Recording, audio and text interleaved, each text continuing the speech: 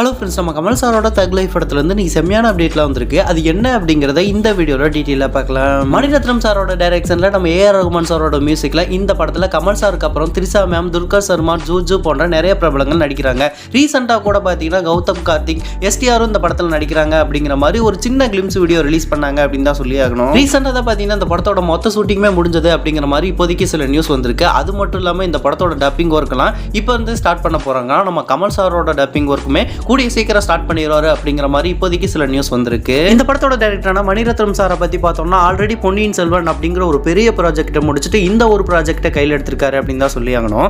இந்த படமுமே பார்த்தீங்கன்னா ஒரு வார் ஆக்ஷன் ஃபிலிமா வந்திருக்கான். கண்டிப்பாக கமல் சார் ரசிகர்களுக்குலாம் ஒரு செம்ம ட்ரீட் இருக்குங்கிற மாதிரி சொல்லப்படுது.